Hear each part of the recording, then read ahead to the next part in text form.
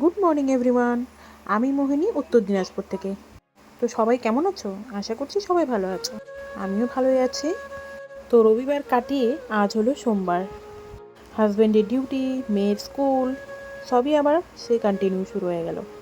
বিছানাটার অবস্থা তো দেখতেই পেলে। তো বিছানাটা ওই অবস্থা আছে বলে আমি গান চালিয়ে নিজেকে চার্জ করে তারপরে আমি একে একে নতুন সেট আপে লেগে পড়ছি।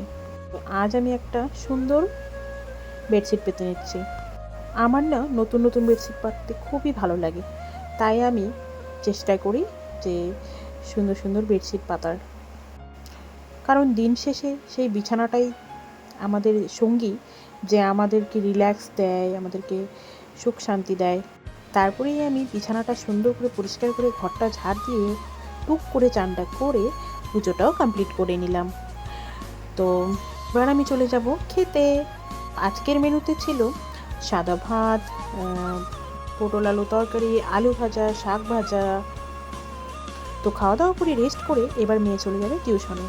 তো ও ঘুম থেকে উঠে গেল, ঘুমিয়ে গেছিলো, খেয়ে দিয়ে স্কুল থেকে এসে এখনও টিউশনে চলে যাবে।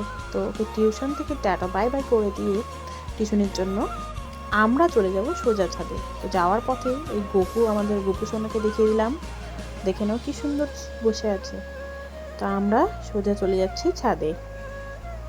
বিকেলবেলা একটু খোলা আকাশটা দেখতে পেলে মনটা যেন শান্ত হয়ে যায়। তো আবার মনে পড়লো তুলসী পাতা নেই আমার। তো তুলসী পাতা কয়েকটা তুলে নিলাম।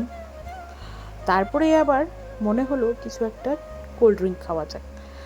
তো বোন গিয়ে নিয়ে আসলো গ্লুকন-ডি আনা ছিল, গ্লুকন-ডি না, এটা রাসনা। তো রাসনাটাকে বানিয়ে নিলাম।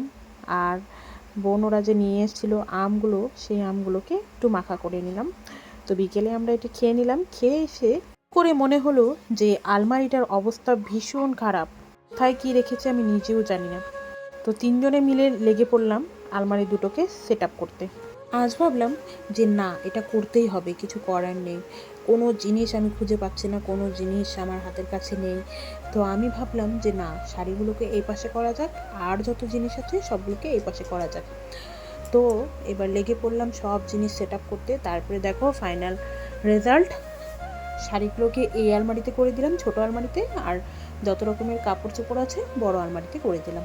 তারপরে আমি মেশিনে কাপড়গুলোও ধুয়ে নিলাম। কাপড় বেশিরভাগ বিকালের দিকে বা সন্ধ্যেবেলার দিকে বা রাতের দিকেই ধুই। তারপরে এদিকে সন্ধ্যেটাও দিয়ে নিলাম, দিয়ে চা খেয়ে নিলাম, খেয়ে উপরে চলে গেলাম। তারপরে এদিকে বাসনগুলো তো ধোয়া হয়ে গেছিলো, কারণ দুপুরবেলা দিয়ে দিয়েছিলাম।